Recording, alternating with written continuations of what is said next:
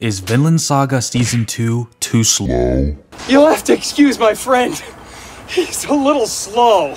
A lot of people have been complaining that Vinland Saga Season 2 has been too slow in terms of its pacing. And this comes from not just the filthy anime onlys, that was a joke, but even some manga readers who think the anime adaptation's pacing is off. Not only that, but a lot of these complaints are from people who saw my last video about Vinland Saga where I warned people about Farmland Saga's slower pacing and less emphasis on action. So even with that in mind, some people are still criticizing Season 2 for moving at a snail's pace. So what gives? Is MAPPA really fumbling the easiest bag of their career? Well, to answer that, let's look at the numbers, shall we? The numbers? What are they saying? I think it's safe to say that nobody had any major complaints with Season 1 and its pacing, so we can use that for comparison. Season 1 adapted Vinland Saga's prologue or war arc, which is 54 chapters overall in the manga, and it did this within 24 episodes. This means that Season 1 adapted 2.25 chapters per episode on average. Now, Season 2 isn't over, but let's see how many chapters each episode has covered so far. Episode 1 only covers one chapter from the manga, chapter 55. However, MAPPA added a lot of original content, which technically counts as filler, but the material added fleshes out Einar's character in a way that I think adds to both the arc and the series overall. So I'll say episode 1 adapts one chapter, but I wouldn't say that paints the whole picture entirely. Episode 2 adapts chapter 56 and like 2/3 of 57. For simplicity's sake, I'll just say it adapts 1.5 chapters because I don't want a whole bunch of fractions in the video, and quite frankly, I hate math, okay? Shit is the bane of my existence. Like, I don't need to know how many apples Jack has left or adding this or that. Like, how about you add up some bitches, alright?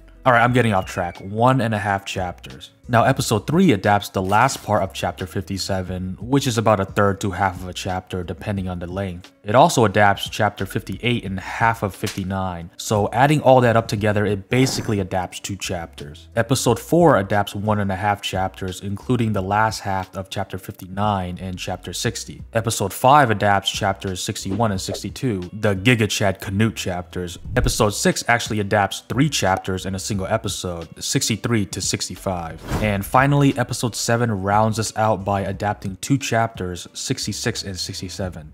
That means out of 7 episodes currently released, Season 2 is adapting 1.85 chapters per episode, compared to Season 1's 2.25 chapters per episode. So, case closed, right? Season 2 is slow, geriatric, and needs to get a move on. Well, not so fast, no pun intended. Season 2 is confirmed to also be 24 episodes, but the arc it's adapting, Farmland Saga, is only 45 chapters. That's 9 whole chapters less than what Season 1 had to adapt. Nerd boy, can you calculate how many chapters each episode of Season 2 will have to adapt?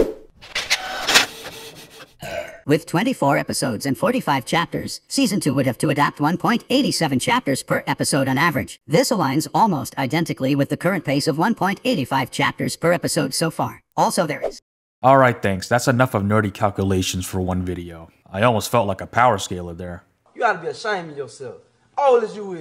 Now, what about the actual content of these episodes? Could it be that nothing significant is happening, or that the characters are doing nothing but meandering and frolicking in the fields? Well, I don't think so. Within just 7 episodes, we see just how far Thorfinn has fallen and the extent of his PTSD, which is even more than what my ex gave me. But we also see him start to socialize more, break out of his doomer mindset, and even make his first friend with Einar.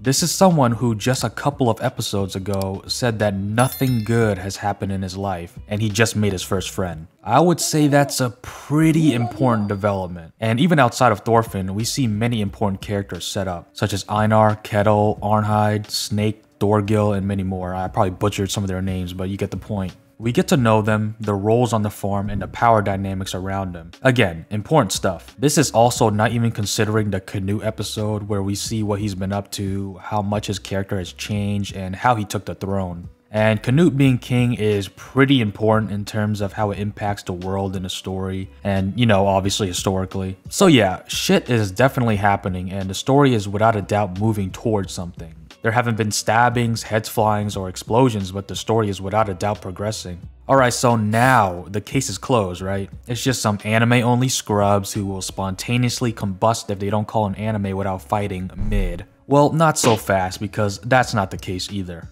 I mean, don't get me wrong, there are definitely people like that out there, but I don't think that's the main issue here. Like I said, some anime fans who knew about the slow pace going into season 2 are still having an issue with it, as well as some manga readers who already love the arc and consider it a masterpiece in its source material. So what could be the issue?